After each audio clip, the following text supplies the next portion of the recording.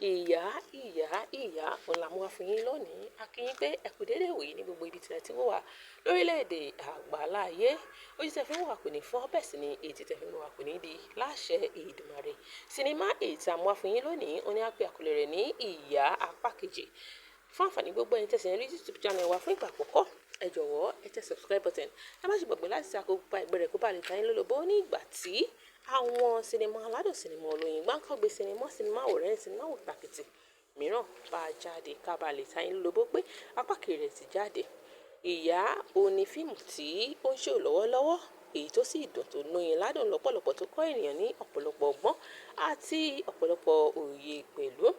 Ìyá gbogbo la mọ ipa tí ìyá ń kó ní ìgbésí ayé ọmọ. Sinimá yìí kọ́ ènìyàn ní ọ̀pọ̀lọpọ̀, especially àwọn abiyamọ. Ẹ jọ̀wọ́ ẹ lọ wò ó lórí Mide Martins TV. Ọ̀pọ̀ àwọn òṣèré ni ó kópa nínú rẹ̀ tí ó sì làmìlaka lọ́pọ̀lọpọ̀. Mide Martins TV, ibẹ̀ náà ti ń show rẹ̀, apá kejì rẹ̀ sì tún ni wọ́n tún show lọ́wọ́lọ́wọ́. Ẹ lọ wò ó. Láǹfààní gbogbo ẹ̀yin tí ẹ ò tí wo apá kìíní, ẹ lọ wo apá kìíní rẹ̀. Kẹ́sì kọ sórí comment section wípé ẹ like fíìmù yìí.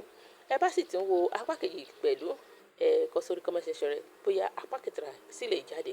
Àwọn ènìyàn jì báyìí lọ sí ìjọ́mọ̀ ọjọ́ rí, ire lójú owó rí. Ó dàbọ̀, ó tún dìgbà mìíràn, ire o.